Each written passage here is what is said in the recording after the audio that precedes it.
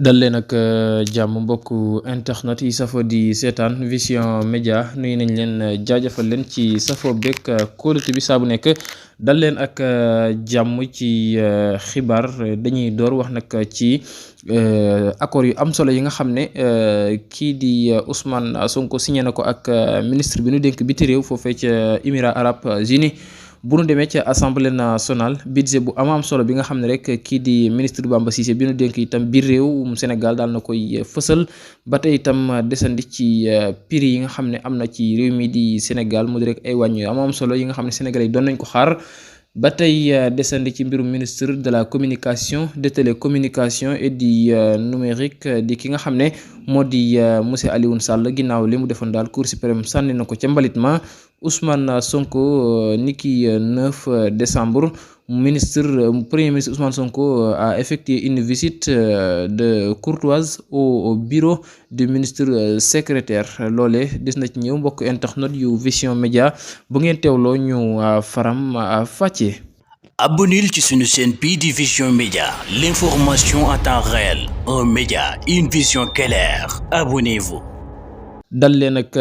jàmm mbokku internet yi comme ni leen ko waxee bu nu ñëwee ci le projet de budget 2026 bi nga xam ne rek daal nay am niki démb ca diwaanu assemblée nationale ministre de l'intérieur bi de la sécurité publique bi nu dénk biir réew mi ak lépp lu ñeel sécurité bu réewum Sénégal moom est arrêté à 220 milliards 508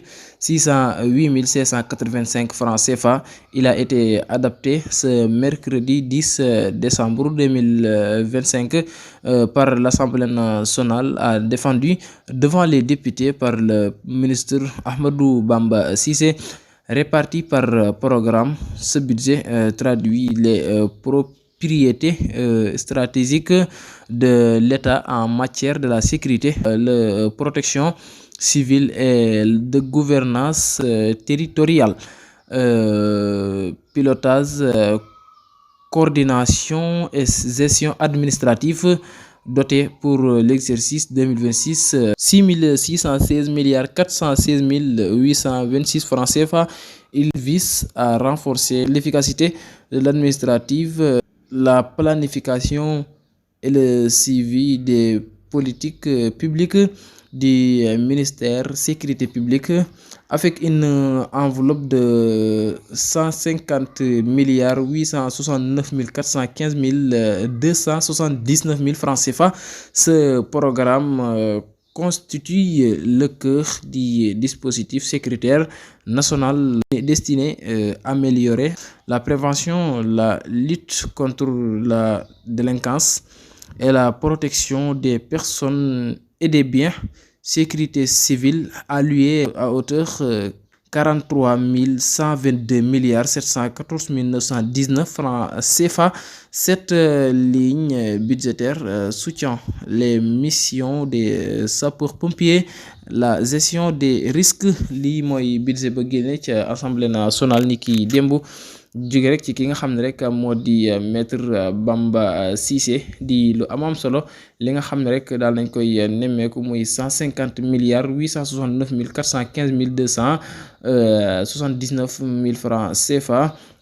mu di rek ay prix yu am solo ba tey bu ñu jógee foofu liste des 10 accords yi nga xam ne Sénégal signé na ko ak les Émirats Arabes Unis ca la ni desandi mu di rek ginnaaw teewaayu ki nga xam ne moo di ministre ba dénk biti réew nekk ca Émirats Arabes Unis ñëwoon ci diwaanu Sénégal 10 accords yooyu ba ci njëkk moo di le renforcement du réseau gazier du Sénégal. bi ci topp di deuxième bi di le développement d'un centre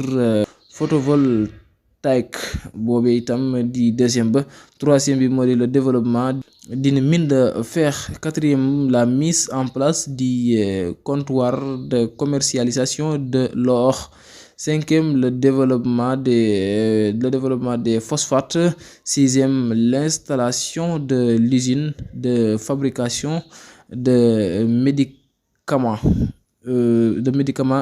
génériques. Septième ba di élargissement des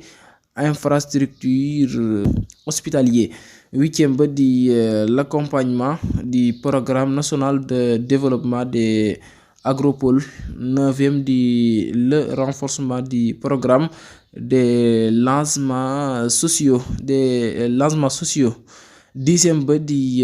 élargissement des infrastructures numériques loolee mooy li nga xam ne ay accord la yooyu ministre ba mu dénk biti réew def amal na ko ak ki nga xam ne rek moo di Ousmane Sonko ba tey prix comme ni ñu la ko waxee rek